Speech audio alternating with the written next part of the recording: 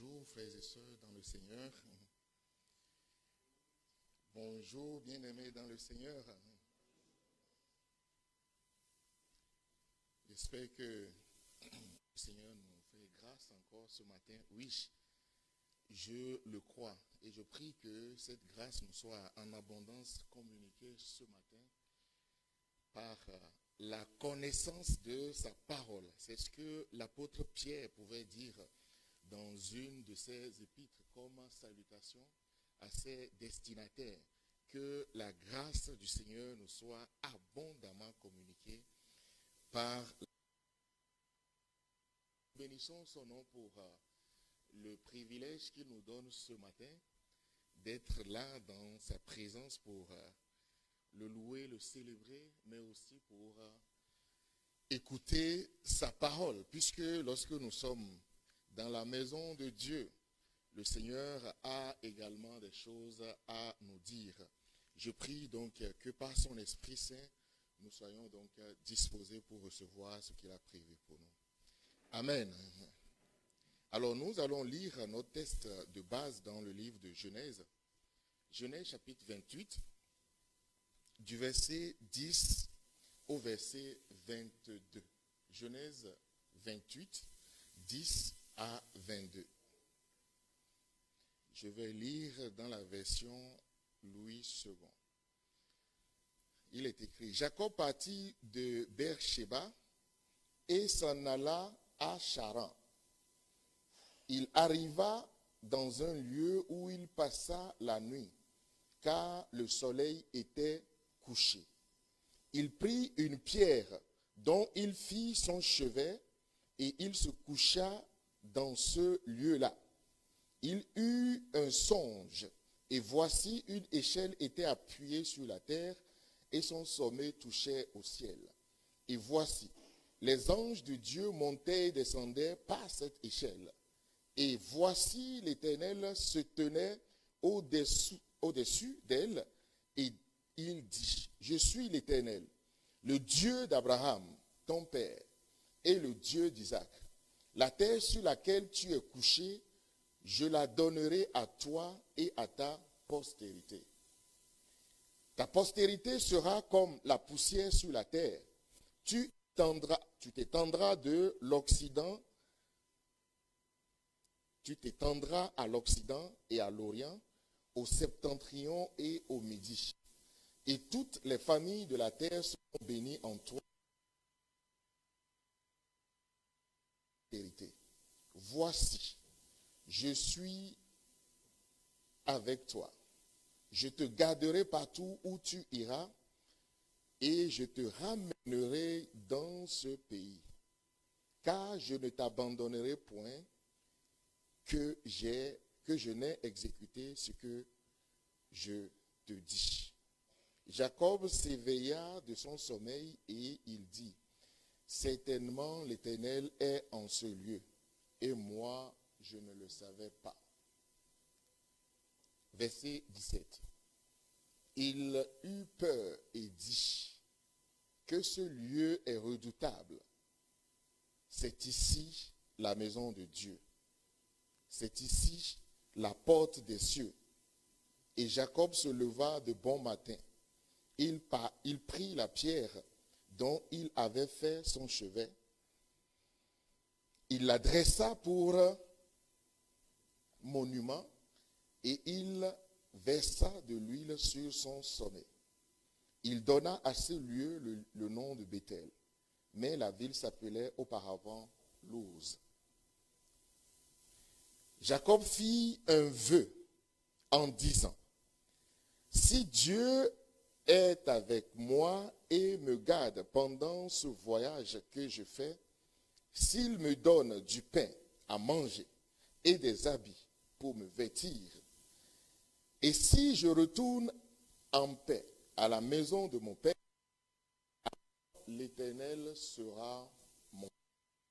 Verset 22. Cette pierre que j'ai dressée pour monument sera la maison de Dieu, et je te donnerai la dîme de tout ce que tu me donnes. Que le Seigneur bénisse sa parole ce matin. Amen. Nous sommes durant de l'onction pour une nouvelle dynamique. L'onction pour une nouvelle dynamique.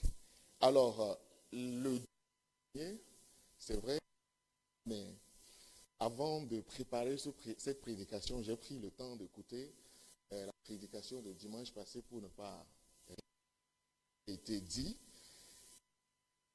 Avant de continuer, de revenir sur le passage de ce jour, l'onction, comme nous le savons, c'est un mot, un terme auquel nous sommes familiers en tant qu'évangéliques, en tant que bons évangéliques.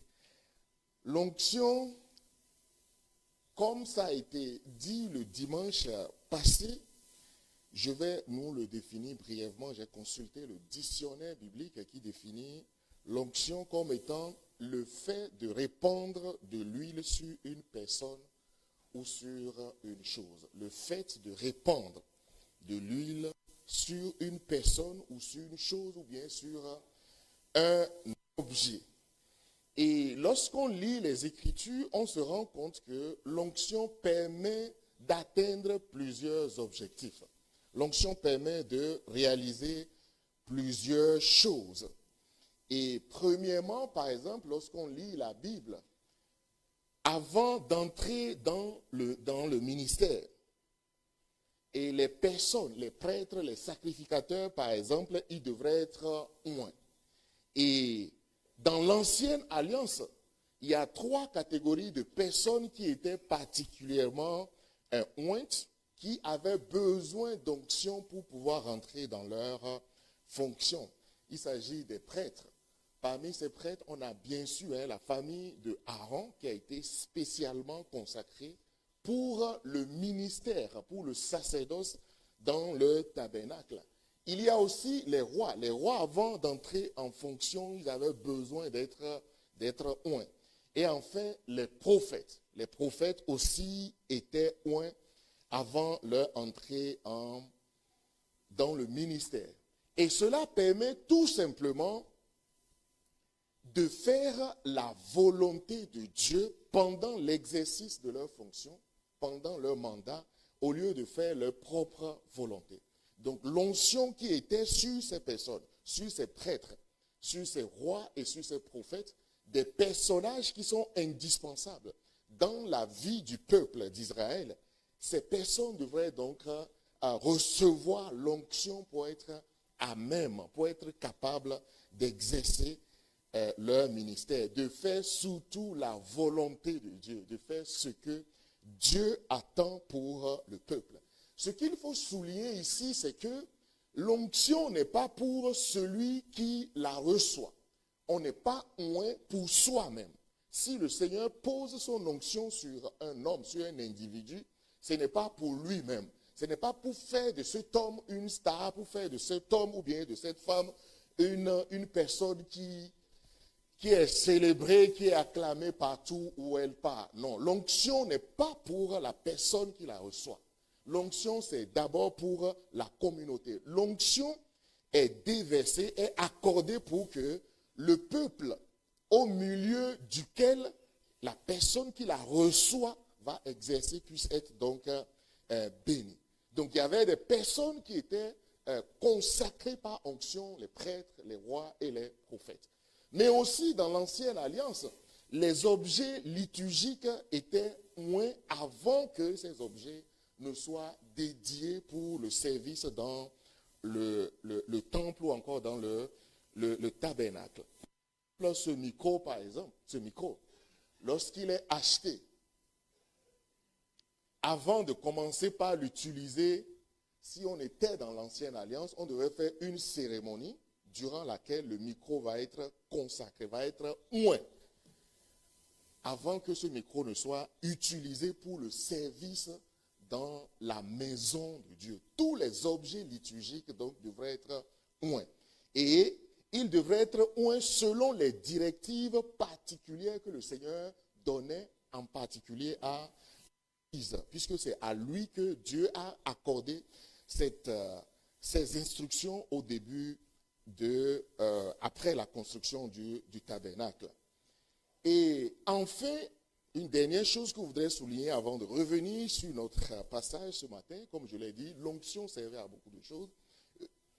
Et ce dernier élément que je voudrais souligner, c'est la vertu purificatrice de l'onction dans la vie, par exemple, d'un lépreux. Vous savez que lorsque quelqu'un est frappé de la lèpre en Israël, cette personne était considérée comme impure. Et donc, pour guérir cette personne, Dieu a demandé à Moïse et aux Lévites de oindre ces personnes, d'accord, de oindre ces personnes pour les guérir. Et cela, lorsque la personne est ointe, la lèpre, cette personne est purifiée de sa lèpre. Et nous voyons cette vertu dans la Nouvelle Alliance, par exemple dans Jacques chapitre 5, à partir du verset 14, par rapport à cette vertu de l'huile d'onction. Donc, puisque c'est avec l'huile que l'onction est opérée, dans Jacques, donc chapitre 5, à partir du verset 14, il est écrit: quelqu'un parmi vous est-il malade? Quelqu'un parmi vous est-il malade? Qu'il appelle les anciens de l'Église et que les anciens prient pour lui en loignant d'huile au nom du Seigneur. Verset 15.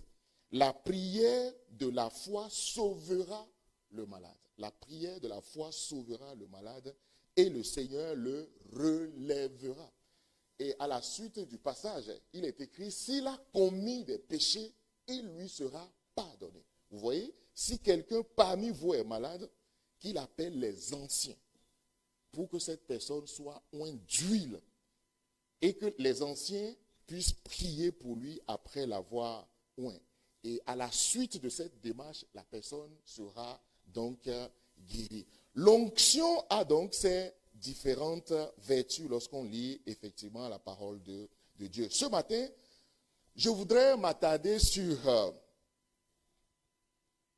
la manière dont l'onction pour la première fois va être exercée dans les Écritures, dans la Bible. Et c'est dans le passage que nous avons lu que nous voyons la première apparition, ou bien le premier acte d'onction qu'on trouve dans les Écritures. Et ce matin, j'ai intitulé notre prédication « L'alliance avec Dieu, un cadre favorable pour la manifestation de son onction ». L'alliance avec Dieu, un cadre favorable pour la manifestation de son onction. Onction de Dieu. J'ai spécifié que le son là, j'ai mis ça en majuscule quand je vous ai transmis ça. Son onction, l'onction de Dieu. L'alliance avec Dieu.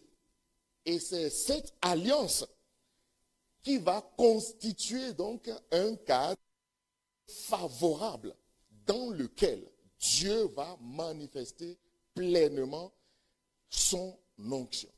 L'onction ne descend pas du ciel comme ça. L'onction descend, on va le voir tout à l'heure. L'onction va se manifester dans un cadre bien particulier. Un cadre que Dieu lui-même a défini.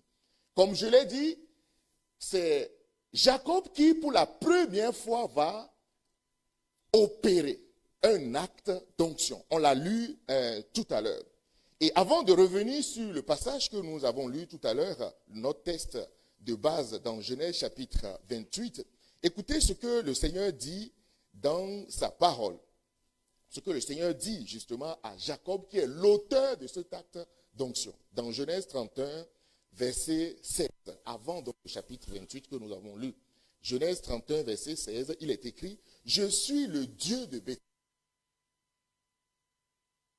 En ces termes, je suis le Dieu de Bethel, où tu as oint un monument. C'est la première fois qu'il est question d'onction dans les Écritures. La première fois où il est question d'onction dans les Écritures, c'est à ce niveau. Je suis le Dieu de Bethel, où tu as oint un monument, où tu m'as fait un vœu. Maintenant, lève-toi, sors de ce pays et retourne au pays de ta naissance. Le premier acte d'onction, c'est Jacob qui l'a posé. Et Jacob, je comprends, je suis en train de comprendre que cet homme, c'est un homme particulier.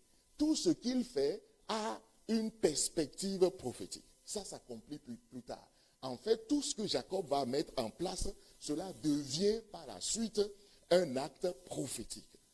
Et c'est la première fois que nous avons lu, Jacob, lorsqu'il s'est réveillé de son sommeil à Bethel, qu'est-ce qu'il va faire? Il va oindre la pierre sur laquelle il a posé sa tête. Il va oindre d'huile. Bon, oindre, c'est avec forcément l'huile.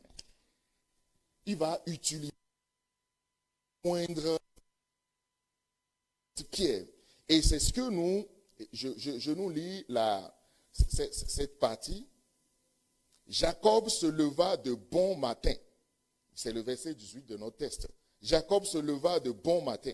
Il prit la pierre dont il avait fait son chevet. Il la dressa pour monument. Et il versa de l'huile sur son sommet. Et il versa de l'huile sur son sommet. Et c'est le premier acte d'onction que nous voyons dans la Bible. Et lorsque nous voyons, lorsqu'on parle d'un thème, ou bien lorsque la Bible nous présente un phénomène, il est important de retourner à la source pour comprendre, lorsque cet acte a été opéré, ça a quel sens? Qu'est-ce que cela veut?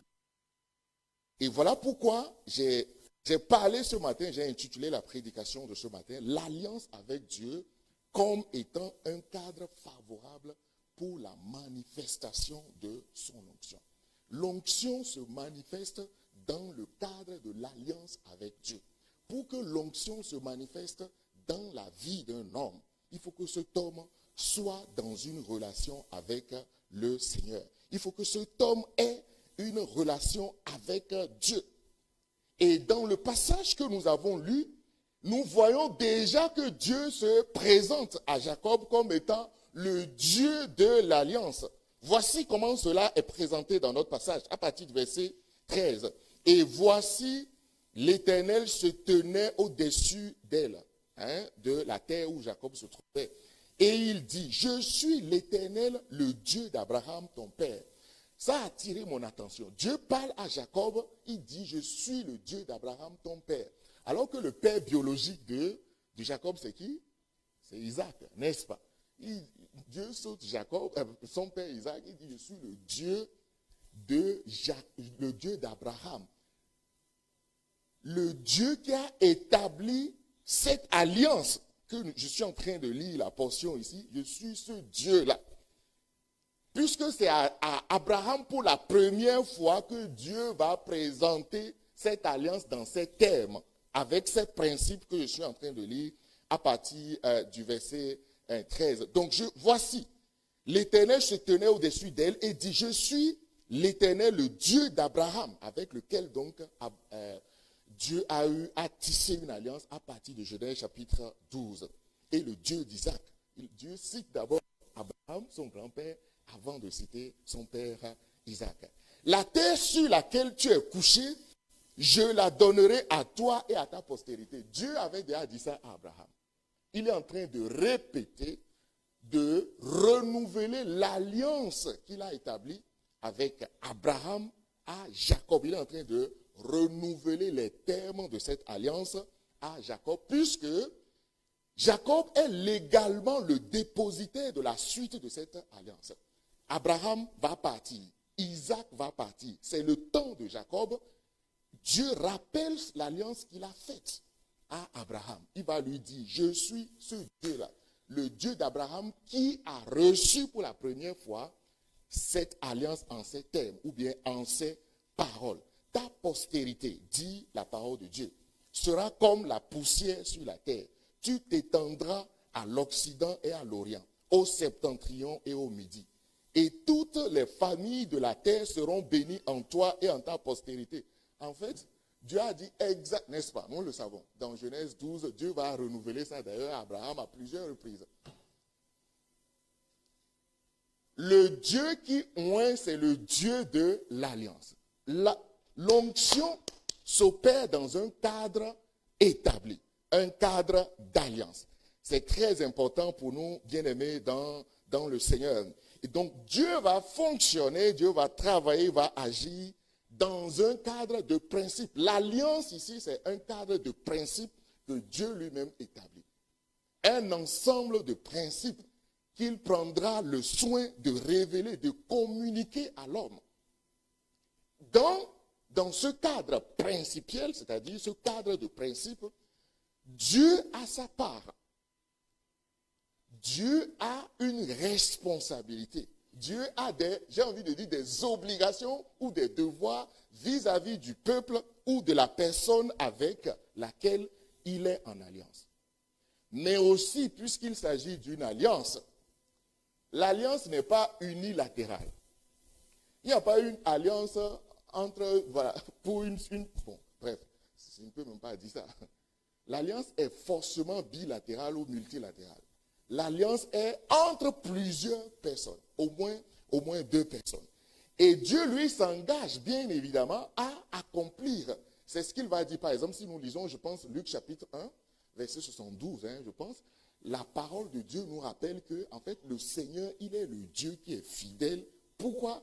Parce qu'il se souvient toujours de son alliance. Je pense, Luc chapitre 1, verset 72, si le multimédia peut nous l'afficher. Voilà, ça. Dieu, puisqu'il est fidèle, il réalise, il accomplit toujours la part qui lui est dévolue dans l'alliance. C'est souvent l'homme qui n'est pas fidèle à ses engagements. Merci beaucoup. Luc 1, verset 72, donc. C'est ainsi qu'il manifeste sa miséricorde envers nos pères et se souvient de sa sainte alliance. Dieu se souvient toujours de sa sainte alliance. L'alliance qu'il a faite à Abraham, qu'il a faite à Isaac, au temps de Jacob, il se souvient de cette alliance. Dieu s'engage donc toujours à accomplir la part qui est la sienne. Comment rentrer dans l'alliance si l'onction fonctionne dans un cadre bien défini, dans un cadre d'alliance, un cadre de principe? Juste avant de continuer, je ne voulais pas prêcher sur l'alliance, mais bon. Juste ces quelques mots, ces quelques phrases avant de continuer. Comment entre-t-on en alliance avec le Seigneur? Comment entre-t-on en alliance avec le Seigneur? En fait, ce qu'il faut rappeler, c'est que Dieu nous a créés. Naturellement, il nous a créés pour qu'on soit en relation d'abord avec lui. S'il est vrai que Dieu nous a créés pour être en relation les uns avec les autres, d'accord? Et cette relation ou bien ces relations sont régies, l'homme sur la terre a plusieurs types de relations, n'est-ce pas? On appelle ces relations-là parfois des alliances. La première typologie d'alliance, c'est quoi? C'est le mariage. Voilà pourquoi ceux qui sont mariés, n'est-ce pas? Ils ont quelque chose en main comment on l'appelle? Alliance. Alliance, ça veut dire engagement que j'ai pris avec une personne. Alliance. Il y a des alliances sur le plan commercial, il y a des alliances sur le plan politique, il y a des alliances partout dans le monde, partout dans la vie. En fait, nos relations sont inscrites dans le cadre des alliances, des contrats. S'il est vrai que entre nous, individus, ici-bas, même ce matin, cette église fonctionne dans le cadre d'un contrat, d'une alliance, c'est-à-dire dans un cadre réglementé, où il y a des principes. Dans une alliance, il y a des principes, il y a des règles, il y a des obligations de part et d'autre qu'il faut accomplir, qu'il faut respecter. Et Dieu, comme je l'ai dit tout à l'heure, puisqu'il est fidèle, il accomplit toujours la part qui est la sienne dans une relation d'alliance. Comment entre-t-on en alliance avec Dieu? On entre en alliance avec Dieu dès lors qu'on décide de devenir enfant de Dieu. Tu entres en alliance avec Dieu le jour où tu as donné ta vie au Seigneur, le jour où tu es devenu chrétien. C'est à partir de ce jour-là que tu entres véritablement en alliance avec le Seigneur. Puisque la parole de Dieu nous dit, dans Jean chapitre 1, verset 12, qu'à tous ceux qui l'ont reçu, reçu qui? Ceux qui ont reçu Jésus-Christ, la parole faite chair, à tous ceux qui ont cru en son nom, Dieu leur donne le pouvoir de devenir enfants de Dieu. Et dès que tu deviens enfant de Dieu, naturellement, Dieu devient ton papa. Puisque tu es enfant de Dieu, Dieu devient ton père. Et en tant que papa, en tant que père, Dieu a des responsabilités vis-à-vis de ses enfants. Il a des responsabilités vis-à-vis. Naturellement, tous les enfants, n'est-ce pas, sont en relation avec leur papa. J'ai des devoirs, j'ai des responsabilités vis-à-vis des enfants qui sont nés de moi. De même pour le Seigneur lui-même. Il a des obligations envers nous. Et de cette même manière, nous en tant qu'enfants aussi, les enfants ont des obligations envers leur père. Et la lecture du texte que nous avons lu ce matin, je veux tirer seulement 3 conclusions. 3 conclusions à partir de ce premier acte d'onction que Jacob a opéré. Comme je l'ai dit, c'est un acte prophétique qu'il a posé. Quelque chose de fondamental qu'il a posé. Avant lui, personne n'avait oint ni un objet, ni un monument avec de l'huile. C'est la première fois qu'un homme en relation avec Dieu va utiliser de l'huile pour oindre en particulier. On va voir ce qu'il a oint tout à l'heure davantage. Donc j'ai dit 3 conclusions à partir de ce premier acte d'onction. La première conclusion que je tire, c'est que l'onction est un acte spirituel par lequel une personne, une chose ou un lieu change. Un acte par lequel une personne, une chose ou même un lieu change. Change quoi? Change comment? Change d'identité. Le changement ici, ou la première conclusion que je tire ici, c'est que cet acte d'onction va amener le changement d'identité. Le changement d'identité dont il s'agit ici, c'est l'identité du lieu où Dieu a rencontré Jacob. Ce lieu était un lieu profane, un lieu dont personne ne s'intéresse. Le nom de ce lieu, c'est comment? Luz, la ville dans laquelle, ou bien le lieu où Dieu a rencontré Jacob, n'est-ce pas, s'appelait Luz, un lieu profane, un lieu inconnu. Mais à cause de cette opération d'onction que Jacob a exercée, a réalisée, Luz va rentrer dans l'histoire. Luz va rentrer dans l'histoire. Et l'entrée dans cette histoire, d'abord, ça va commencer par le changement de l'identité de ce lieu. Ce lieu change d'identité. L'alliance avec Dieu nous fait changer aussi d'identité. Tu ne peux pas être avec Dieu et conserver ton ancienne identité. Voilà pourquoi Jean 1, verset 12, que j'ai rappelé tout à l'heure, nous dit que si quelqu'un croit en Jésus-Christ, il devient enfant de Dieu. Avant, tu n'étais pas enfant de Dieu, mais tu deviens enfant de Dieu par le fait seulement de croire en Jésus-Christ. Le changement d'identité. Et au verset 19 de notre passage, la Bible nous dit, il donna à ce lieu le nom de Béthel. Il donna à ce lieu le nom de Béthel. Mais la ville s'appelait auparavant Luz. Vous allez voir dans les Écritures, jusque dans le livre de Josué, quand on parle de Béthel, on ajoute ville autrefois et Luz. J'ai fait cette remarque-là pendant que je préparais la prédication. Lieu autrefois appelé Luz. Le changement d'identité qui est opéré. L'onction, donc, est capable de faire sortir quelqu'un de l'anonymat, faire sortir quelqu'un de l'obscurité, d'une situation où elle ne comptait pas. Parce que l'onction, en fait, c'est quelque chose de précieux. L'huile qui est utilisée pour oindre une personne, en fait, cette huile-là a une grande valeur.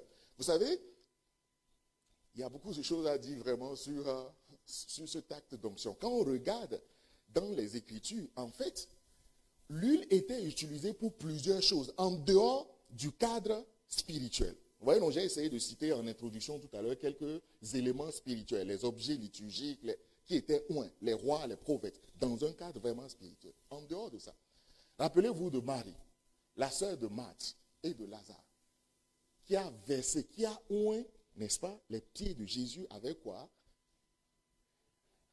Avec un parfum ou bien une huile d'une très grande valeur. En fait, cette huile a été tellement d'une grande valeur que Judas, quand il s'est aperçu que, mais en fait, c'est quelque chose de très grande valeur, qu'est-ce qu'il a dit? Mais on pouvait vendre ça, quoi. On allait se faire un peu de fric, là, quoi. L'huile qui est utilisée pour oindre a de la valeur. C'est quelque chose de précieux. Voilà pourquoi, quand quelque chose de précieux descend sur toi, ça te fait changer. Ça change ton identité. Tu n'es plus la personne que tu étais. Première chose à retenir, l'acte d'onction nous fait changer d'identité. L'acte d'onction nous fait sortir de l'anonymat. Tu ne peux pas recevoir l'onction de Dieu et être anonyme. Le chrétien n'est plus anonyme dès lors que l'onction du Seigneur est sur sa vie. On sort de l'anonymat par l'action de l'onction. Et c'est exactement ce qui va se passer pour le roi David. Dans 1 Samuel chapitre 16, 1 Samuel chapitre 16, verset 13, puisque c'est là qu'il a été oint, dans ce verset nous rappelle ce qui s'est passé dans la vie de David. 1 Samuel chapitre 16, verset 13. Il est écrit, Samuel prit la corne d'huile, éloigné au milieu de ses frères. Éloigné qui? David, bien évidemment. Éloigné au milieu de ses frères. L'Esprit de l'Éternel saisit David à partir de ce jour et dans la suite. L'Esprit de Dieu, l'Esprit de Dieu, l'Esprit de Dieu, l'Esprit de l'Éternel saisit David à partir de ce jour. Dès lors que tu reçois cette onction, l'Esprit de Dieu vient sur toi, il te saisit. Saisir, ça veut dire quoi? Il prend le contrôle de ta vie. Il prend le contrôle de ta vie pour te diriger, pour te conduire. C'est pourquoi je disais en introduction que l'onction permet à l'homme d'accomplir la volonté de Dieu. L'onction, ce n'est pas seulement pour prêcher. On a besoin de l'onction pour prêcher. On a besoin de l'onction pour guérir. On a besoin de l'onction pour opérer des miracles. Mais on a besoin aussi de l'onction pour être fidèle. J'ai besoin de l'onction pour obéir au Seigneur, pour faire la volonté de Dieu dans ma vie. L'onction me donne la capacité. Donc, vous voyez, non? David a été saisi à partir de ce jour par le Saint-Esprit qui va commencer par orienter sa vie. Rappelez-vous, lorsque j'ai laissé cette partie-là exprès pour que la prédication ne soit pas longue, en fait, Jésus, dans Matthieu ou bien dans Luc, chapitre 3, toujours chapitre 3, qu'est-ce qui s'est passé? Quand le Saint-Esprit est descendu sur lui, les cieux se sont ouverts et une voix se fit entendre, n'est-ce pas, pour dire, celui-ci est mon fils bien-aimé. C'est après donc le baptême de Jésus qui est en quelque sorte le signe de l'alliance, un autre signe de l'alliance. Dès que Jésus est sorti du Judée du baptême, au chapitre 4, que ce soit dans Luc chapitre 4 ou bien Matthieu chapitre 4, verset 1, la Bible nous dit que Jésus, conduit par le Saint-Esprit, il alla dans le désert pour être tenté. Lorsque tu es saisi du Saint-Esprit, vous voyez, non, à la fin du chapitre 3, la Bible nous dit que le Saint-Esprit est descendu sur Jésus. Et au début du chapitre 4, la Bible nous dit que Jésus est conduit. Luc chapitre 4, verset 1, il est conduit par le Saint-Esprit pour aller dans le désert. Le Saint-Esprit qui vient sur toi, il te saisit. Et le fait de te saisir, ça t'amène à faire non pas ta volonté, mais la volonté de Dieu. Il va te conduire, il va t'accompagner pour que tu puisses faire la volonté de Dieu.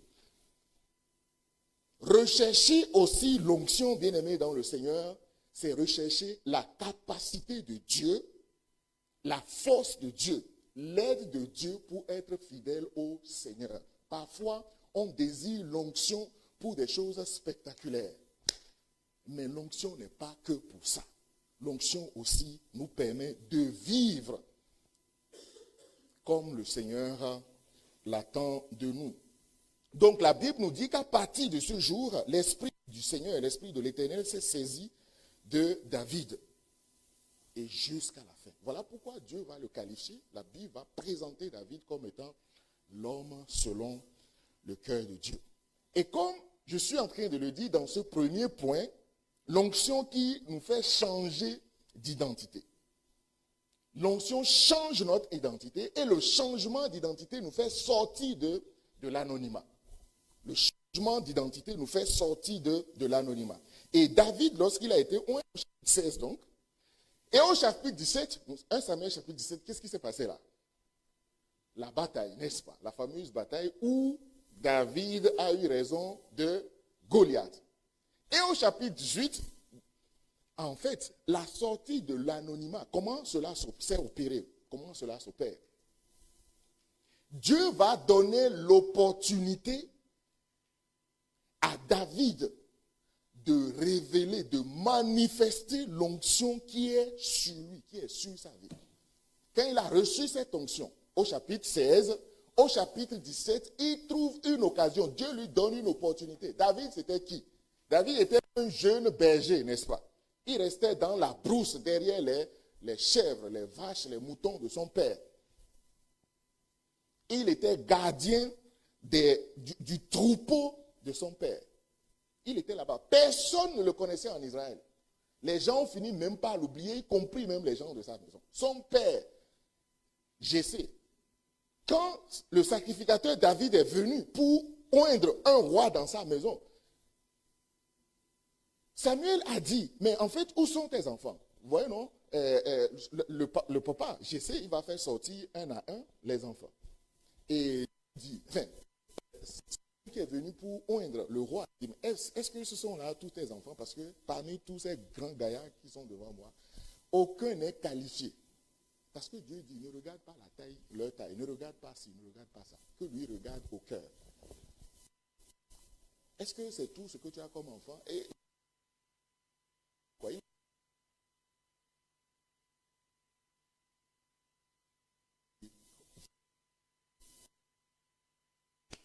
Anonymat, personne ne s'intéresse. Il a donné l'opportunité pour révéler qu'il y a quelque chose de précieux sur sa vie. Dieu, bien-aimé dans le Seigneur, nous donne aussi des occasions en tant qu'enfants pour révéler ce que nous avons en nous. Quand Dieu vient présenter des opportunités, ou des situations parfois critiques arrivent dans ta vie, est-ce que tu arrives à manifester l'onction qui est en toi? Comme je l'ai dit, l'onction, c'est aussi la capacité de rester fidèle à Dieu. Lorsque la tentation arrive dans ta vie, c'est pour toi aussi de prouver qu'il y a l'onction de Dieu sur ta vie. Lorsque la tentation arrive, c'est un moyen, une occasion que Dieu te donne pour que tu puisses prouver que tu as l'onction sur ta vie. La victoire sur la tentation, la victoire sur le péché, c'est un signe, une manifestation que il y a quelque chose sur ta vie. Il y a quelques années de cela, je pense qu'en 2000, j'étais parti, j'avais les mots Dieu et j'ai consulté un ophtalmologue. Et puis on m'a prescrit des verres correcteurs. Je suis allé sur le boulevard, là, j'ai trouvé une boutique et j'ai payé le verre qu'on m'a prescrit. C'est difficile. J'avais amené un document de, comment on appelle ça? Les formulaires de, comment on appelle ça? Oui, de la CNSS, pour remplir. Et la dame me dit, j'avais acheté ça, c'était aux alentours de 2000 à peu près, les verres. La dame me dit, on va remplir et ajouter 500 dirhams pour qu'il puisse avoir un remboursement conséquent. Je ne m'attendais pas à cette proposition-là. J'ai dit merci, madame. Quoi. Elle a eu honte, vraiment. Des occasions vont se présenter à toi pour démontrer que tu as l'onction de Dieu sur ta vie. Des occasions vont se présenter pour qu'on puisse démontrer, oui, que nous sommes oints, que nous sommes enfants de Dieu. Est-ce que tu es enfant de Dieu? Des occasions vont se présenter. Ne t'inquiète pas. Rappelez-vous de Joseph lorsqu'il était en Égypte. Quand la femme de Potiphar le harcelait. Qu'est-ce qu'il a fait? Il a dit, est-ce que je vais déshonorer mon Dieu? Madame Potiphar, toi aussi. À cause de l'onction qui était sur sa vie, il dit non. L'onction pour une dynamique bien aimée dans le Seigneur. La dynamique que tu vas chercher, c'est cette onction pour lui rester fidèle. Alléluia. Cette onction pour rester fidèle au Seigneur. Quand les tentations vont venir, là où tout le monde tombe, mais toi tu es revigoré. Comment on dit? Au français, tu es fortifié. Quand les tentations vont arriver, il y a quelque chose qui est en toi qui te donne la force de dire non. Je vais honorer le Seigneur. Une onction qui te donne la force de dire non, là où les gens disent oui. Une onction qui te maintient debout là où les gens tombent. Une onction qui te propulse là où les gens stagnent. Vous savez, il y a la stagnation là. Mais l'onction te donne la dynamique, c'est ça. La dynamique fait quoi? Fait avancer. La dynamique fait évoluer. L'onction te fait évoluer aussi spirituellement. Même si tu ne guéris pas, tu n'as pas reçu le don de prophétie, le don d'opérer des miracles, de parler en langue, etc. Mais l'onction du Seigneur qui est sur ta vie te met en mouvement. Tu es un chrétien dynamique grâce à l'onction du Seigneur qui est sur ta vie. Alléluia. Alléluia. Une onction qui te rend dynamique, qui te donne la force d'aller de l'avant. Je disais que Dieu va donner l'occasion pour que David puisse manifester l'onction qu'il a reçue sur sa vie. Chapitre 16, il a reçu cette onction. Chapitre 17, l'occasion s'est présentée. Il a vaincu Goliath. Victoire sur Goliath. Chapitre suivant. Cette fois-ci. Écoutez, comme je l'ai dit, l'onction fait sortir de l'anonymat. Ce qui va se passer. Chapitre 18, à partir du verset 6. Après donc la victoire sur Goliath, la Bible nous raconte, nous relate ce qui s'est passé quand ils sont retournés en Israël. Comme ils revenaient sur David, le Philistin, ils sont sortis de toutes les villes d'Israël en chantant et en dansant au son des tambourins et des triangles, et en poussant des cris de joie. Verset 7. Ils chantaient, se répondaient les unes aux autres et disaient, Saül a frappé, c'est 1000, David c'est 10 000. Saül a frappé, c'est 1000, David c'est 10 000. 10 fois plus. Ouais, donc, comment l'onction fait sortir qui? David de l'anonymat. Le berger qu'il était. Il sort de l'anonymat et c'est tout Israël qui sait désormais qu'il y a l'onction de Dieu sur la vie de cet homme. Un homme. Vous savez que dans l'ancienne alliance, l'onction était accordée à des personnes spécifiques. L'onction était accordée, l'onction du Saint à des personnes spécifiques, particulières, en raison de leur fonction, en raison de ce que le Seigneur veut faire avec eux. Joël, Dieu nous donne les derniers jours, et ces derniers jours, c'était le jour où le Saint-Esprit s'est répandu sur l'Église. Et à partir du moment où tu entres en alliance le Seigneur. Ton cœur, tu donnes ta vie au Seigneur, le Saint-Esprit, cette option-là qui est en parcimonie au compte-gouttes à des personnes particulières. Dès lors que tu ouvres ton cœur au Seigneur, tu sors de l'anonymat. De cette capacité. Deuxième conclusion que je tire de notre message. L'onction est un acte par lequel un homme, chose ou un lieu, puisque c'est notre cas dans ce passage, un homme, une chose ou un lieu, change de propriétaire. Si on fait changer de propriétaire de cette chose, cette personne était une propriété d'autrui pour devenir quoi? La propriété de Dieu. L'onction fait changer de propriétaire, devient la propriété de Dieu. Propriété de Dieu, ça devient quelque chose qui appartient à Dieu. Cette ville s'appelait, comme on a dit, Luz. Et comment a-t-il bâti Bethel? C'est quoi? La maison de Dieu. On essaie que Bethel, c'est la maison de Dieu. La maison de Dieu. Une ville qui s'appelait Luz. Ça veut dire amandier. Une branche d'amandier. Hein, voilà. Relation avec ce arbre, quoi. Luz,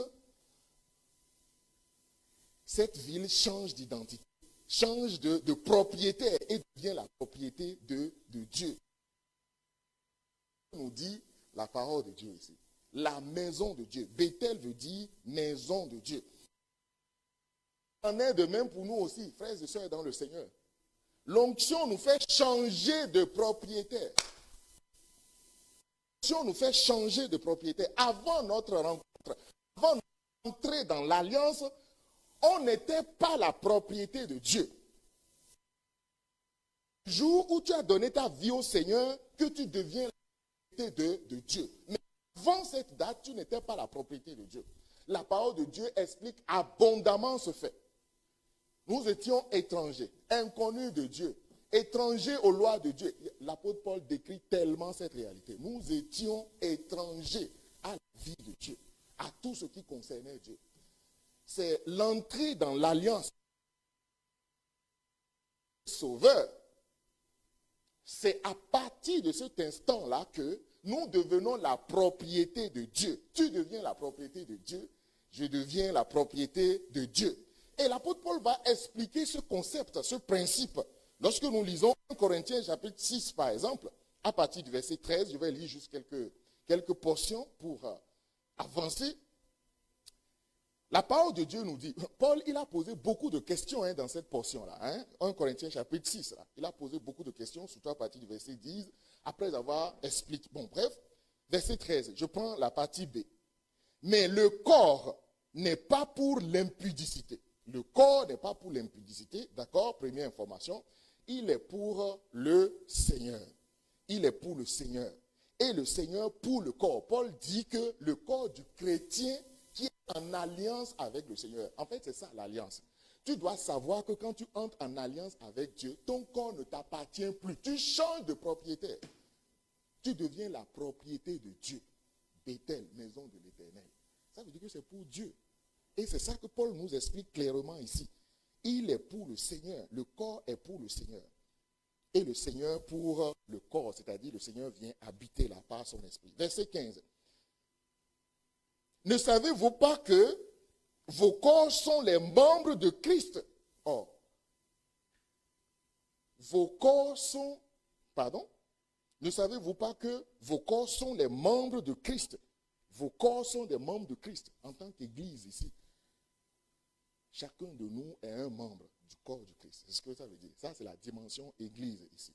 Il y a la dimension individuelle dans le corps et puis il y a la dimension collective, la dimension ecclésiale. Paul dit que chacun de nous individuellement ne s'appartient plus. Ils changent de propriétaire individuellement. Et collectivement, nous formons un corps. Chacun est un membre. Peut-être moi, je suis ce doigt, toi, tu es ce doigt, et lui, il est le pasteur, il est les yeux. Ou bien, maman, ça m'a d'ailleurs voir les oreilles pour entendre pour le pasteur. Nous sommes des membres. Vous voyez, la dimension collective du corps. Et Paul va continuer cette explication qui est très intéressante. Nous sommes donc les membres de Christ. Verset 19. Encore, il dit, ne savez-vous pas? Vous savez, non, parfois l'ignorance, le fait de ne pas savoir des réalités bibliques, spirituelles, ça peut nous créer beaucoup de problèmes. Verset 19. Ne savez-vous pas que votre corps est le temple du Saint-Esprit? Ça, nous connaissons très bien ce passage. Ne savez-vous pas que votre corps est le temple du Saint-Esprit qui est en vous, que vous avez reçu de Dieu et que vous ne vous appartenez point à vous-même. Bethel n'est plus Lourdes. Il devient la maison de Dieu. La maison de Dieu. Une maison qui appartient au Seigneur. Il en est de même pour le chrétien aussi. Car, nous dit la parole de Dieu, vous avez été rachetés à un grand prix. L'onction, c'est ce que j'ai dit tout à l'heure, l'onction, c'est quelque chose qui a du prix, qui a de la valeur. Dieu déploie cette onction sur la vie d'un homme. Vous imaginez? Le sang de Christ, la vie de Christ que tu as reçue pour te purifier, pour te laver, pour faire de toi enfant de Dieu. Et les capacités surnaturelles, l'onction que tu reçois. Mais c'est précieux aux yeux de Dieu. C'est ça que Paul dit ici. Car vous avez été rachetés. Vous avez changé d'identité à un grand prix. Voilà pourquoi ce corps qui ne nous appartient plus spirituellement, dit au travers de la bouche de Paul, glorifiez donc Dieu dans votre corps. Glorifiez donc Dieu dans votre corps et dans votre esprit, qui appartiennent à Dieu. Bethel, la maison du Seigneur. Deuxième conclusion donc, à partir de cet acte prophétique que Jacob a posé, le changement d'appartenance de cette ville qui devient la ville de Dieu, la ville du Seigneur. J'ai regardé un peu hier la localisation de cette ville. Cette ville existe encore. Elle a un autre nom. Bon, bref, je ferme la parenthèse. C'est à 17 km de Jérusalem. La ville de Lourdes. Vous savez qu'il y a des villes bibliques qui ont disparu. Il y a des villes entières qui ont disparu, qui n'existent plus. Il y a des peuples qui ont disparu dans l'histoire. Vous savez ça? Il y a des langues qui ont disparu. Même en Afrique. Les ethnologues nous disent qu'en fait, il y a des langues qui disparaissent en Afrique chaque année. La langue là s'éteint, quoi. Disparaît. Personne n'en parle plus. Bethel, la ville de Bethel existe encore aujourd'hui. Mais sous une autre appellation dans la langue des populations qui occupent cet endroit aujourd'hui. À 17 km au nord de Jérusalem.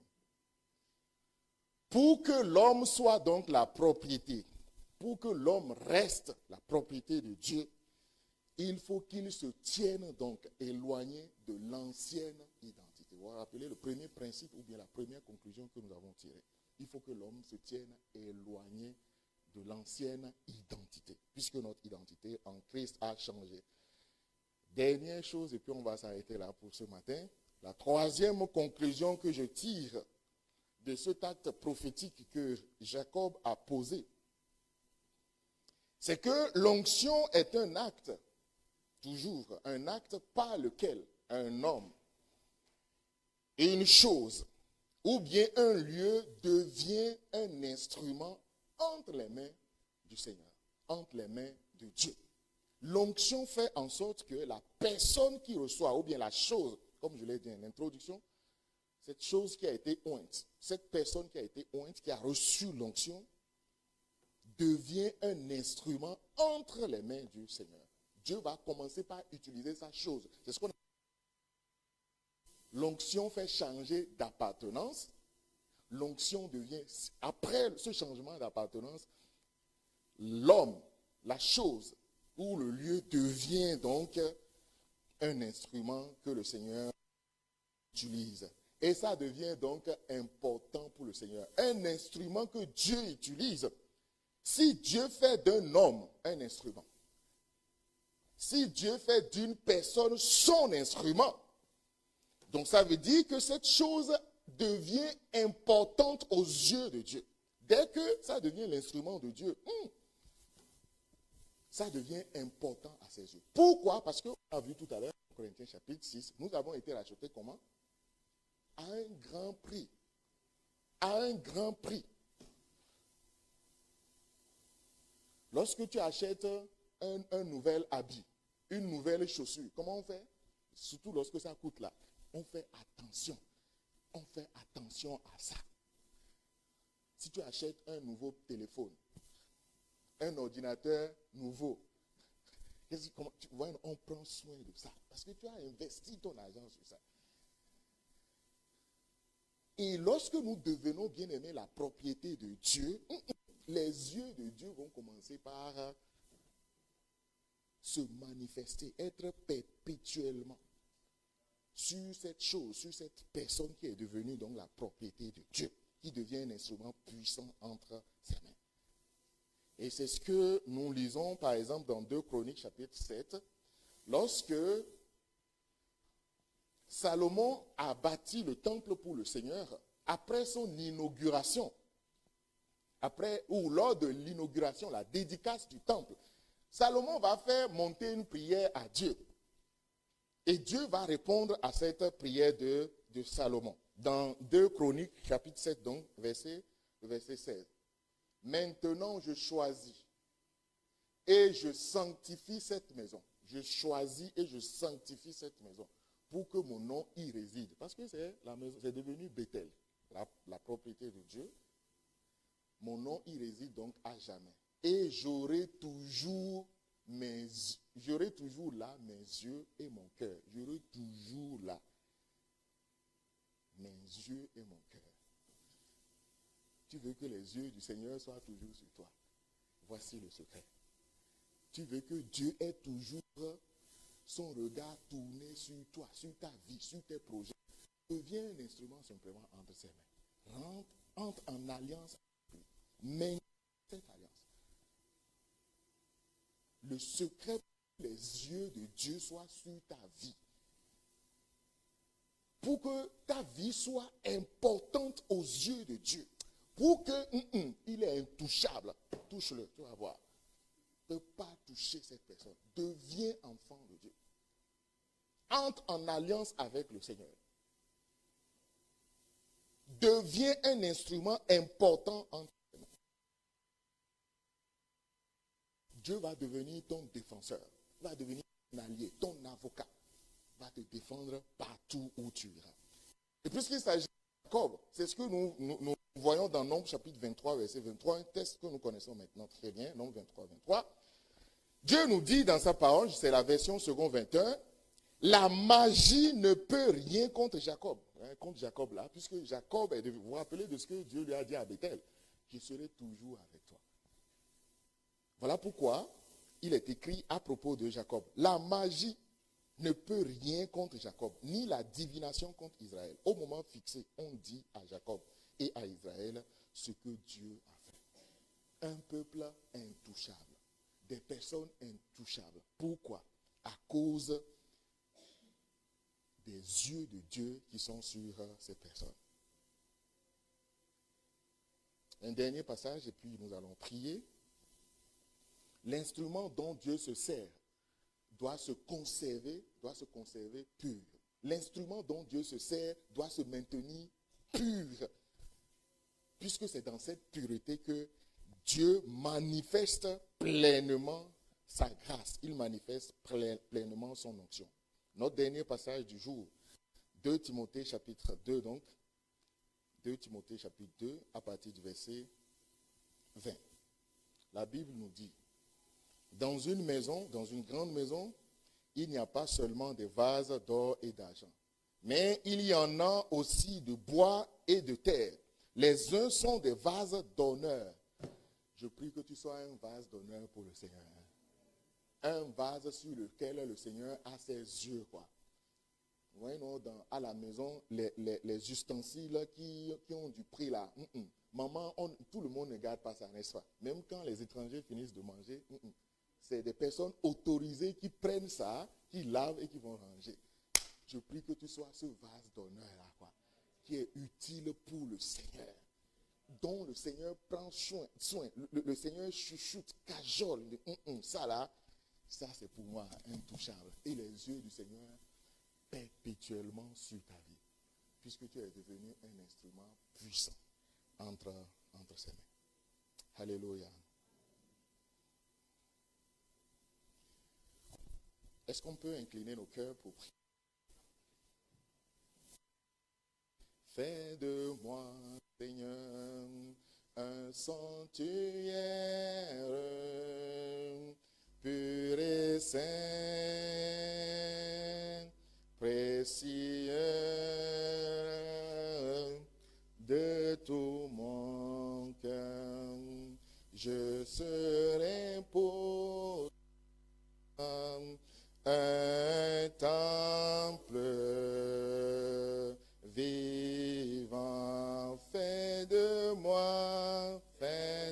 moi, Seigneur, un sanctuaire pur et saint,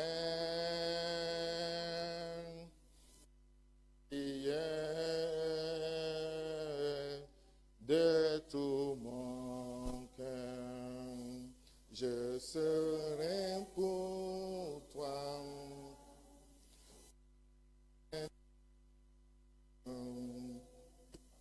vivant. Pendant que le groupe musical continue à reprendre, à chanter ce refrain, fais monter juste ta voix au Seigneur, à Dieu ce matin. Qu'est-ce que tu souhaites?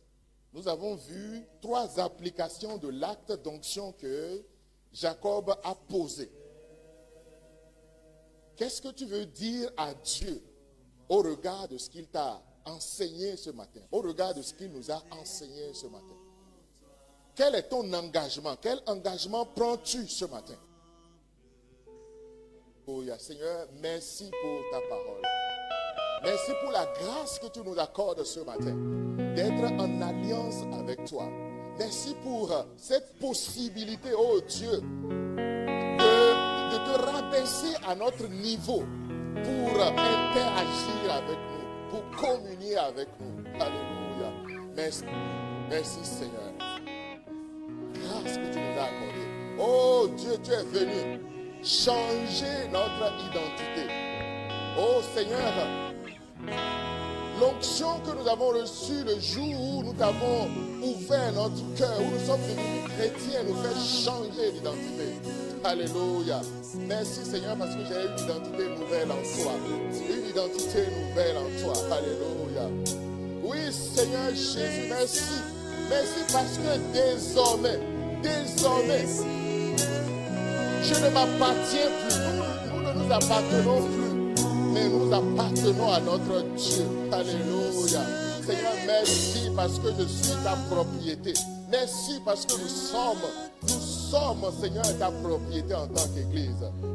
Alléluia.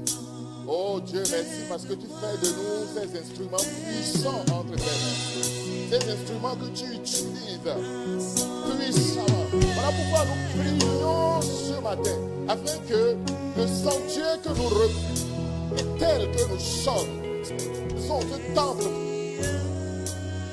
soit gardé. Donc,